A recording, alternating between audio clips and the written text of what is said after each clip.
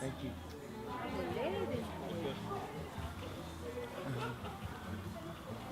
Maybe just take one step forward. Perfect. Okay, we're here with Sam Wu Ching, recent University of Washington graduate. And Sam, I guess the first question is, you know what, dude? Let me stand back here so you look at the camera, right? Okay. Oh, yeah. So we'll start again. Um, okay, we're here with Sam Wu Ching, recent University of Washington graduate. And Sam, I guess the first question is, how does it feel to be the first member of your family to be a college graduate? Oh, it feels amazing. It feels I feel honored. You know, privileged to represent my family and all that was before that. To you know, carry that title was the first one to, you know, make that step to that academic world and carry that title. That is awesome. So give us a sense of you know, the level of commitment that it takes to be a D1 athlete, Yeah. and you know, pursue a graduation, you know, really before your eligibility expires. So the level of commitment is you know, off the roof. I mean, it's, you know, weekends you're staying in, you're studying extra because, you know, football and, you know, any D1 sport, college sport, you know, that's a full-time job. So, you know, you're working way past, you know, 40 hours a week. You know, you're grinding, your film work, and then at the same time you need to get academics in their school too. So, you know, it's kind of like balancing that out and, you know, getting that time in to study as well as your the time to, you know, to get better in your sport. And, you know, it takes a lot out of you, but, you know, it's all worth it at the end. I mean, is there any free time for an athlete and a student at your level? I mean, there's some free time, you know, to squeeze in there, but I mean, I guess you could say the most free time is, you know, on our way to the showers, or, you know, on our way to go eat breakfast with the team or something like that. Right Walking to classes, you know, those are our main things. Now, what role did football play in getting you to a university, you know, of the size and quality of UW?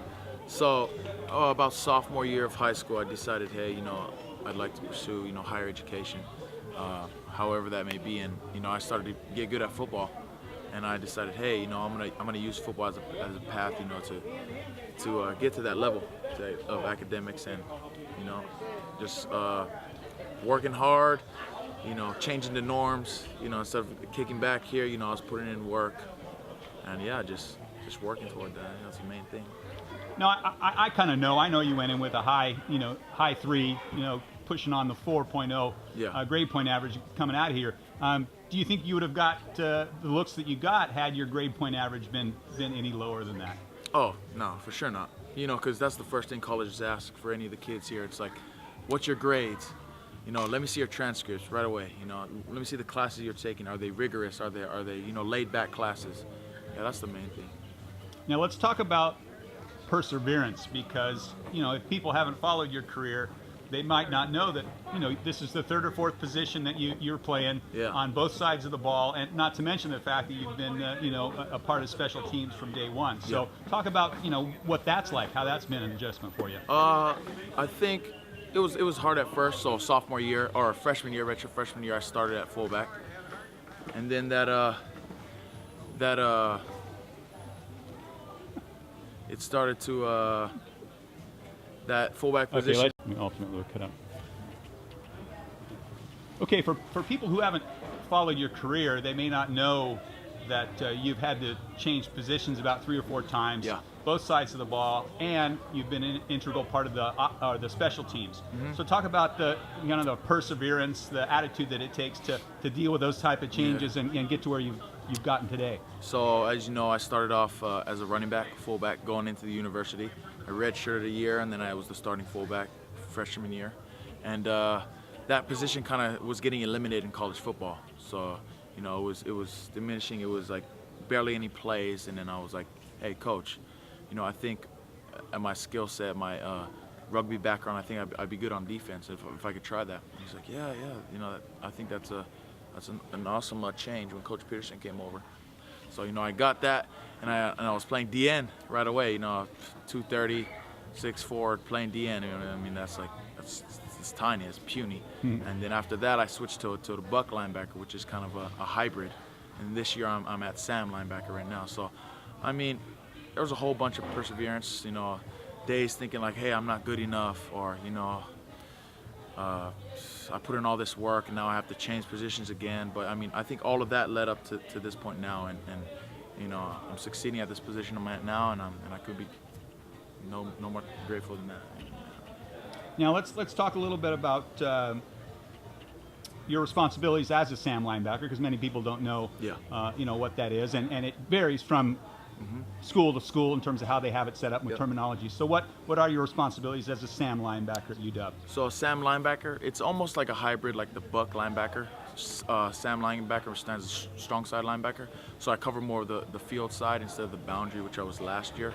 So basically I pass drop on second down, third down, and I pass rush too, also on third down and longs, when they need that body to get to the quarterback. Also, it's kind of a physical, I wouldn't say as big as like a DN or a Buck linebacker, but it's kind of that more athletic, I guess, agile, kind of skinnier, so they can drop into pass coverage. Now, I follow you guys on social media, and it seems to me that Coach Peterson gets rave reviews from the players. Yeah. And so, I've got to know, what is it about Coach Peterson that makes him the so-called players coach? I mean, he's just the coach that every player wants. I mean, he is a mixture of a guy who knows all of his, football IQ, football whatever, and then at the same time that almost like second dad you'd want. He's about football, but he's about after football too. So he's teaching us all these life lessons, like being a real man, which a real man is a family man. And he's just teaching us all these qualities and things that we can take on through football and after football. And he's just a great guy. He's a players coach. So you can go to him and talk to him about anything, which I think is awesome. Now, you guys are not too far removed from spring. I mean, what's your assessment? How did spring go this year? What's the mindset, heading into fall? So spring went really well with me. I was seeded the number one Sam, and I'm going into the summer as that senior kind of role right now. So I'm running those player run practices with my other seniors, and running the bonding things, things we do as a brotherhood to create that chemistry again. So yeah, I mean, that's hard work and perseverance, persistence.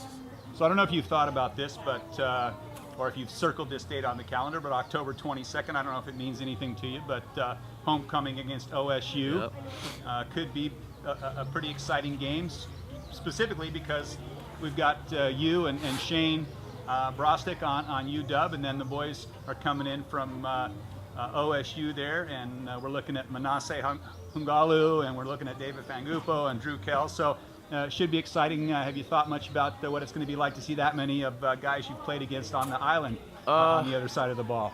Actually, not really. I'm focused on the first game. I'm not even thinking to the second game. But just you saying that, I mean, it's going to be great to see those guys, because there's rivalries in college football. There's all these kind of ups and downs. But what I love is to see other Islanders that came from the islands succeeding.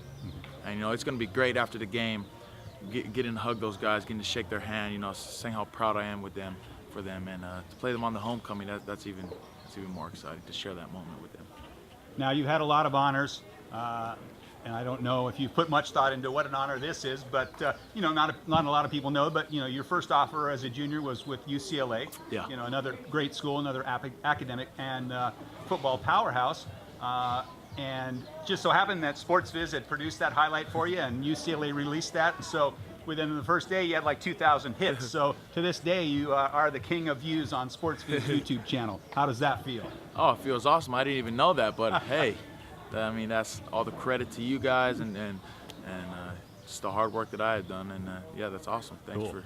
All right. Well, thanks for spending some time with us, and we look forward to following you this season. Thank you. Awesome. All right, brother. And here he is, that hard-working dad. Yo, getting ready to feed the grad party. So Paula. By now, I thought I was going to dress up and nicely relax. Hey, no, hey, you never have it. Isn't that enough? Isn't that all we need? The W, isn't that all we need? Yeah. Thank you. Aloha. So what about Sam being that first college graduate in the family? Oh man, that's big. I never made it, So I figure if I can pour it into him, there you he go. can be the one. There you go. I got that legacy. Got that legacy cemented there. Yeah, yeah. So how's preparing the grad party food compared to feeding the boys at one of the UW functions? This is more personal because it's your own. Yeah. So, but the other one was the boys are all about quantity. Quantity. These people are about quality. Yeah. This one was good. All right, we'll let you get back to work. All right, man. Aloha. We're gonna have food, and then we have some special things to honor this moment and to just rejoice together in all this accomplishment. Let's pray for the food so you guys can get stuff in your stomach. There is water over there, just so you know. And yeah, let's pray.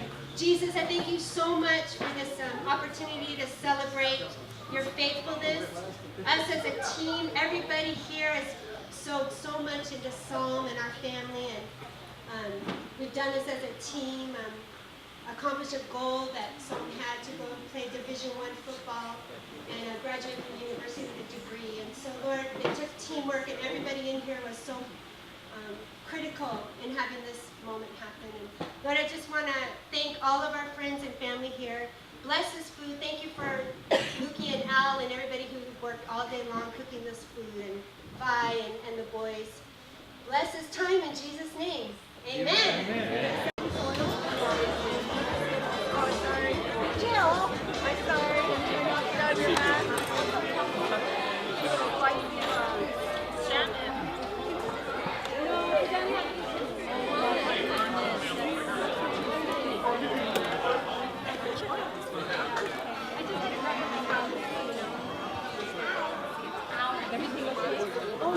Utensils for one side. I grabbed everything I had in my house. I didn't know. Good job. What should have in the future? I don't know if we can use it. Yeah, as long as we clean everything and put it back. If you guys remember your Hi, Mom. Oh. All the hard parts done now. Time to party. Yay! Got Team Coffee at the front here too. So.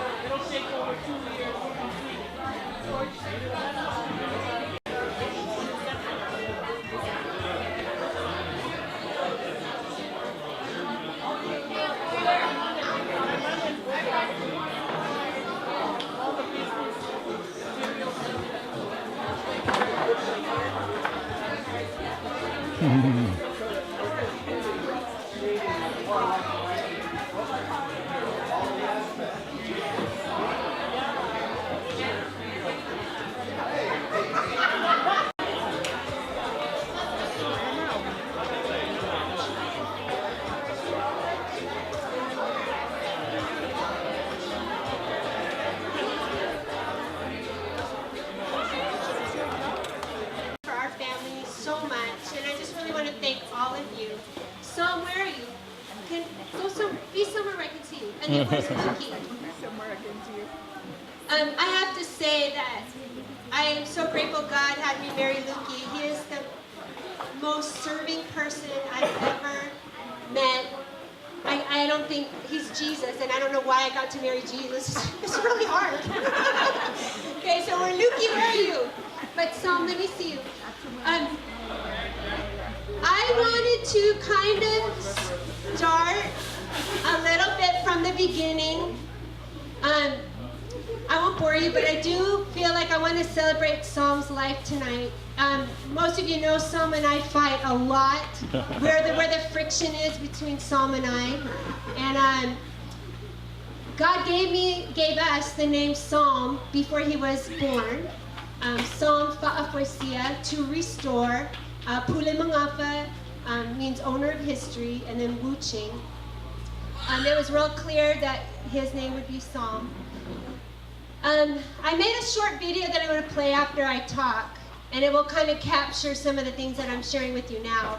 But by second grade, Psalm really became really angry, and he hated school. And growing up when he was a baby, so he was young, I would read to him at night all the time, and he didn't want picture books. He liked information, he loved history.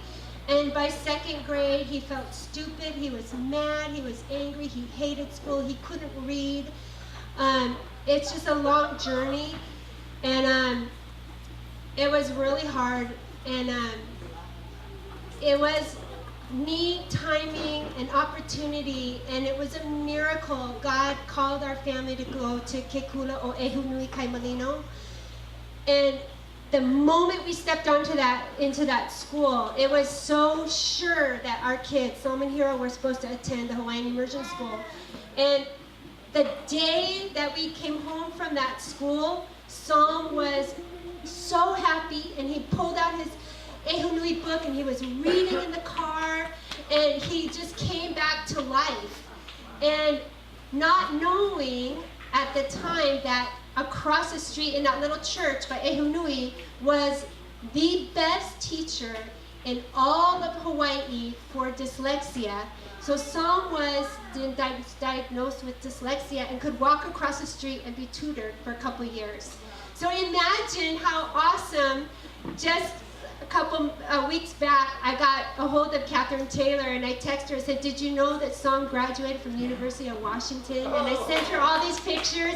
It was so amazing. She's just beyond happy about this. So Psalm was able to be tutored, went to Ehunui Kaimalino, and then this is the next phase, a very defining moment.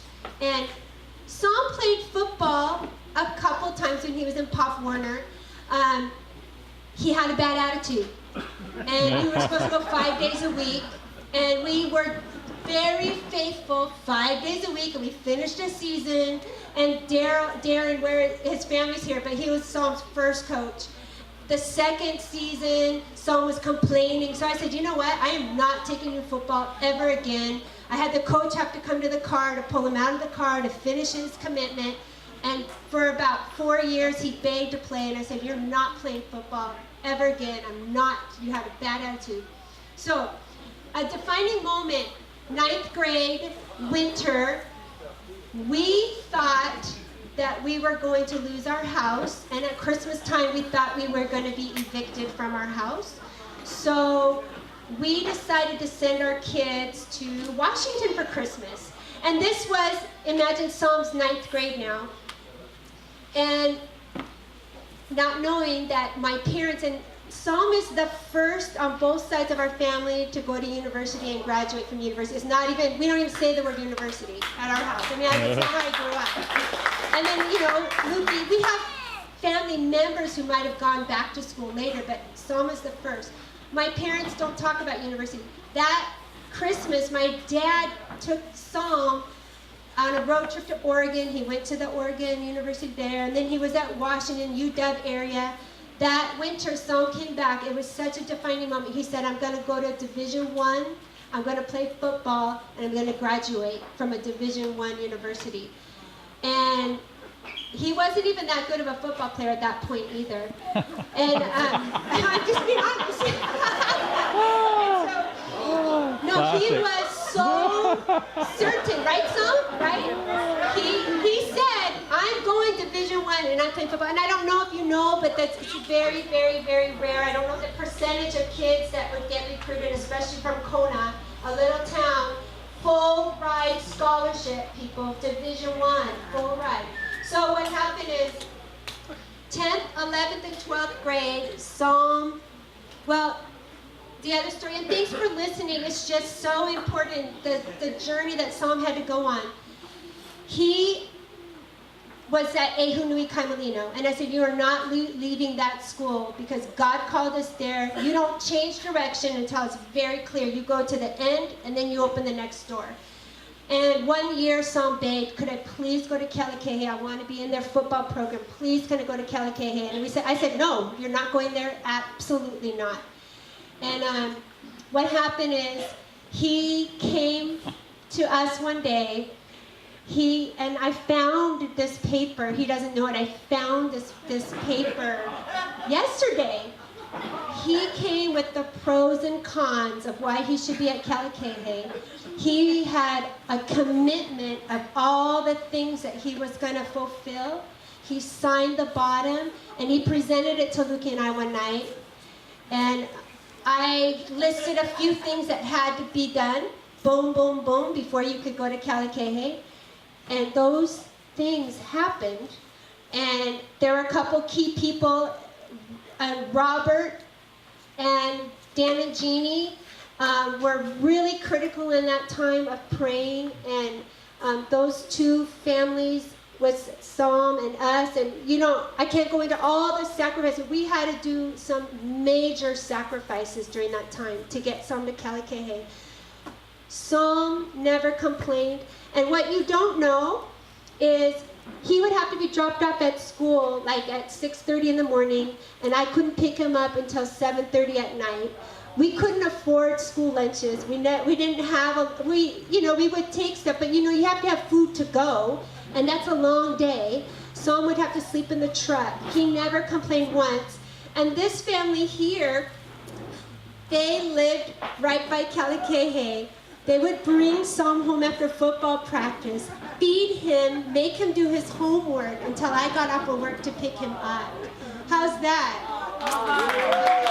Thank you, guys.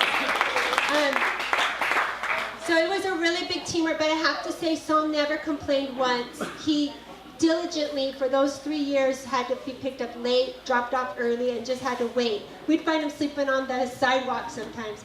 And, sorry. Coach Sam here. Sam, stand up. He's another one of the humble. Oh, we have a couple coaches here. You guys stand up. Coaches. Yeah. Anybody else? These are small coaches from Kealikehe. They are the ones that trained him and got him where he is today. So I'm really grateful for you guys.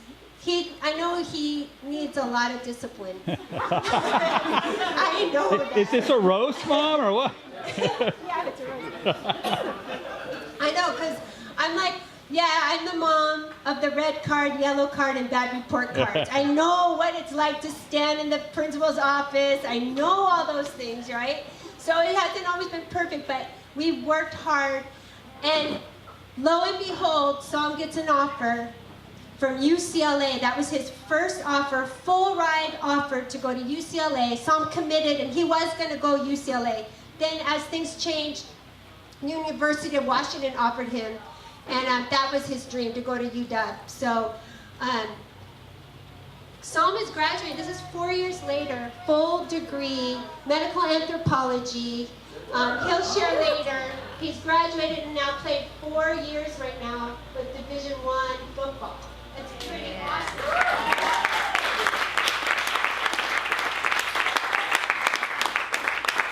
There's probably tons of things I could say, but I do want to play this clip. It kind of says the things that I just said. It's a homemade video, but the excitement of just seeing Psalm having this vision and goal and accomplishing it, and you guys were all part of that team. I could go on, but this video is about God's faithfulness to Psalm. Oh. So this might not be the best speech you heard. As you heard, my mom got dyslexia. She's bagging on me, and So first and foremost, I want to thank the Heavenly Father for this opportunity to be where I am at right now. I mean, it's amazing the you know, the things that you can do through him. And I'm really blessed and honored to be raised in a family that, you know, in YWAM so deeply, and in Calvary Community Church, and just, you know, as Christians, period. And it's a great honor. So I don't really know what I'm going to talk about, but I do at the same time, because I'm a college graduate and I should know, right?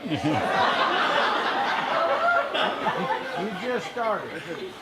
All right, so this might be a little different. Maybe might take it as a motivational speech, or words of encouragement for anyone in here, not just the youth, not just the, you know, my age, but, you know, the adults too, the elders. So there's 3 things I want to talk about today, and I'll talk about the first one right now. And these are all the things that I feel I grasped through you know, my college career, being away from home, things that I really have been pondering on, and really felt like I grew the most in. So the first would be work ethic. You know, that's something that it can't be taught. You know, you can have the most skill in the world. This can apply to anything. This can apply to your work. This can apply to school. If you're in high school, this can apply to if you're a boss, if you're an athlete. This can apply to anything in life. So, you know, work ethic, just putting your mind to something and being persistent and accomplishing that. So that was one of the main things. And there's this Latin phrase called carpe diem. Anyone know what that means? Seize the day, exactly. Seize the day. So just go about your days just with that mentality, like persistent. Seize the day. Do as good as I can every day, and keep on getting better. You know, like Rome wasn't built overnight. I mean, the islands weren't unified in 1 week. You know, just simple things like that. And the second thing I want to talk about is changing the norm. So for me, it was hard going to you know, far off place, university, away from home. You know, I'm used to after school being able to hang with the friends, go to the beach, you know, just kick back. And I really encourage you guys to, you know, change the norm. So I mean, you can go about your day, you know, doing the same thing, just constantly, you know, kind of like not inclining. It's just a straight pattern like that, straight line. You know, I encourage you guys to every day take steps to get better at whatever you do. You know, change the norm. Don't be normal in life. You know, don't settle for less, I guess. Just take that step to you know, get to wherever that may be. Being a boss, being a great husband, being a great wife, being a great father, daughter to your kids, you know, a great friend, simple things like that. And the third thing I want to talk about is love. And this is the most important ingredient to anything, is love. Amen. Because without love, things aren't enjoyable. Things aren't the same. I mean, you can just, like, for instance, a father, if you don't love your son or your daughter, I mean, why even, yeah, I mean, it's just stuff like that. Like, for me, if I don't love football, what am I doing waking up at 5:30 a.m. every morning, working out 6 to 7 days a week? I mean, if I don't love that, I mean, I'm doing that for nothing, which is a waste of time, and you never want to waste time, because time is precious. And yeah, there's this phrase here. My head coach, Coach Chris Peterson, he says, "Be a real man." And you need to think like, hey, you know, what's a real man? Everyone nowadays like, son, suck it up, be a real man. Or, hey, come on, be a man. Jump off this cliff. Or, be a man, like, suit up. But what my coach says is, a real man is a family man. Amen. He's a family man. So, you know, one day in a meeting, he was like, you know, you guys, think of someone who really inspired you with that real man, family man mentality. So, you know, he asked that to me, and I was like, I was kind of stumbled. I was like, you know, I don't think I have one, because I have too many. And I just want to thank all the men here that have came to this party, and men that have known me through my life, that really set that role model of being a real man. And I know all of you guys in here are, you know, that guy that I look up to. You know, every day, different things. You know, I'm thinking like, oh, what would Uncle do? What would these guys do? You guys are inspiring me every day when I wake up. And for the women here too, you know, when I get married, I hope that they have half the intelligence, strength, gorgeousness. He is smart. He is smart, isn't he? Courage of all the women here, and I just want to thank you guys for being a part of my life. And just some final things. I'm going to my. I just graduated with medical anthropology, and first in my family to do so. I'm very proud to say that. And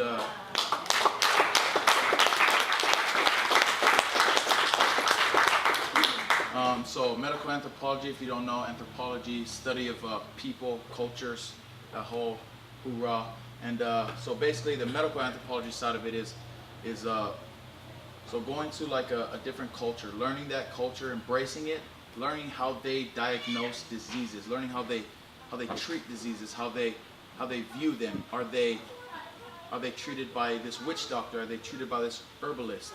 And then once I learned that, you know, I'm providing a two-way street with this biomedicine, this Western medicine.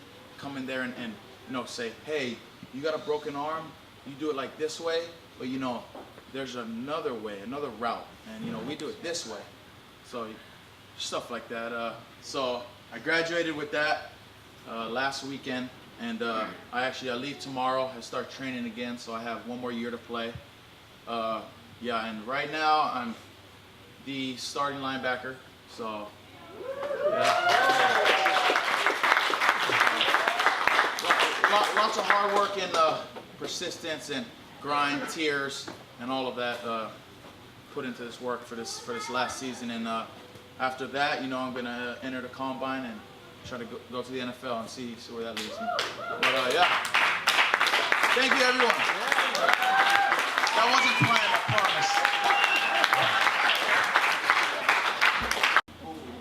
The woo-woo. No, you can just sit back and watch. Come here.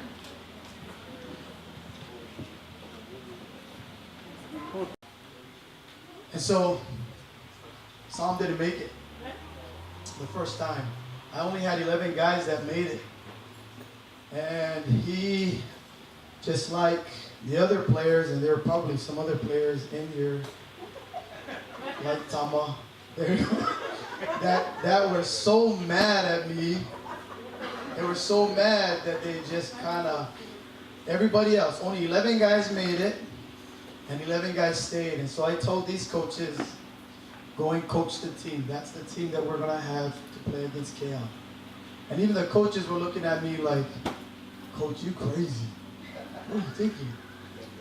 And we only had, so anyways, Sam went up, and he pulled out the big tire that we had, and he started hitting it on his own. And I feared that maybe he might hurt himself, so I kind of went up there to try and save him a little bit. But, I mean, you don't know him. He's a tough guy. He was hitting it, and I told him, Sam, if you ever want to play for this team, you better get over here. And he stopped. He came over here, he walked up to me, and he said, Coach, I'll do it again. I'll make it. I promise. I said, okay. Gave him another chance. He went around, he made it. Because we only had 10. Well, he was the 11th guy. He was the 11th guy. And so we started that game with just 11 guys. I don't think anybody, not very many people, knew what was going on. When we were playing KL for the first quarter, we only had 11 guys on both sides of the field. And I told the coach to do that. Sam proved to me in that one instant that nothing was going to stop him from playing Division I football. Because at that moment, he was a senior. And he told me, while hitting that tire, Coach, I'm going to UCLA. There's nothing that's going to stop me. And I thought to myself, wow, this kid is going to.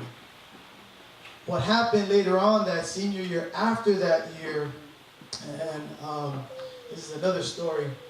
I had a nephew of mine by the name of Taniala Tupo, and he was living with me for a semester because he was going through some trouble with CPS in Washington. And so he needed to come and live with me in order to get his scholarship to UW. And so at that time, it was Nick Holt who was the defensive coordinator for the University of Washington. And he came up, and he sat, and he took one look at Psalm. All he did, take one look. And, you know, I'm not too sure. In my mind, and in Psalm's mind, I'm not sure, because we all know Nick Holt is a pretty tough, rough kind of guy. And he just said, sign him up. Sign this kid up now. And Psalm was ready. And so, like what Shannon talked about as far as timing, the opportunity, and being ready for that opportunity, Psalm was absolutely ready for it. Signed up, and I remember going through the paperwork with Shannon and Lukey to make sure that everything was in line for him to go. And it was, I know some of you parents know what it takes to go to D1, and it's not an easy road. And the percentages, by the way, to go to D1, just for Shannon's, she made that comment, to go to D1 is actually 3%. Wow. 3% go to D1, a legitimate D1, and that's not easy. So the things that Psalm has learned from Chris Peterson, I would like to echo. Because here in this community, what Psalm is doing, coming full circle, and sharing these principles or these concepts or these simple words that mean so much to us, we know it very well. But what I've learned is that even for myself, I don't do enough of what I already know. That's tough. And you know, it's about progression, not perfection. Yeah, there was only one perfect man, and I'm sure we all know who that is that walked the earth. And I am a believer in God as well. He is my Heavenly Father. And I'd like to thank Him. I know I feel very humbled to be able to stand before you and have this opportunity to speak. But I know that Psalm wants it and is deliberate and intentional in his steps to getting it. Often I see kids tell me, every year I see this, every year. I've been coaching at Calacay for the last 10 years. Coach, I want to go. I want to play for the NFL. Coach, I want to go D1. I want to play. They know what they want to do, but they don't do enough of what they already know to get there. Yeah, it's really not a magic potion, because I'll be the second person, aside from Shannon, to say, Psalm really wasn't the most talented guy. I mean, at running back, we were trying to convince him to play defense the whole time we were there. He was the D-line coach trying to get him to play DN. But what that proves to me is that these young kids really need our collaborative effort and help to guide the youngsters to understand that it's really more than football. It's really more than football. And that's a hard thing to portray here, especially on this side of the island in Kona, where football is so prevalent. It is our life. It is our way out for most of these kids. And I've seen homeless kids in the last 5 years play football. Homeless kids that don't have a mother or a father. So my hope right now, and our hope, I should say, as a coaching staff, really, and again, it's about progression as opposed to perfection, is to help these young men understand what a real man is, like what Psalm said. I was able and fortunate to go over and watch Psalm's Apple Cup game, because it was my nephew's, Tani Tani Tupo's senior year. I was able to see him and Tani. And it brought chicken skin. It really brought the goosebumps to me because I really feel that God has a plan for each and every one of us. It's about recognizing what that plan is and then being intentional or deliberate to taking those steps to get to where we want to get to. I really believe that. And Psalm is a testament, is a living testament of that. And now he has a coach in Chris Peterson who is just that. Because to go from D1 to pro, guess what the percentages are? Anybody know? Less than 1, yeah. 1%. 1%. Coach Peterson also shared with the football athletes and with myself as well, that 76% of those that go on to NFL go homeless, bankrupt, or divorced. That was his percentages that he shared with us, with the young men at UW. So that tells me where I should put my efforts. We try to win at all costs in a football game, when really the winning should be in life. So if we're not winning the battle within, if I'm not winning the battle within my own home, with my wife and my children, that's really difficult for me to coach. But I share that with you in hopes that we can all be the fathers that Psalm talked about. Because I know there's a lot of you that should be up here as opposed to me. I feel, and that's why I feel real humbled. And thank you so much. Inadequate. I shouldn't be the one up here, really. It should be like the Pop Warner coaches. It should be the family that took him in. The family that took him in every day after school, making the lunch. And that's, now I know why he had peanut butter and jelly sandwich and hard-boiled eggs every day when he was in my class. Now I know why, because he came and he always had that, and he was always humble. He came, he did what he was supposed to do. I'll leave with this last quote that I've always learned. Know that which you want in life and waver not from it, lest you become a victim of circumstance. Thank you.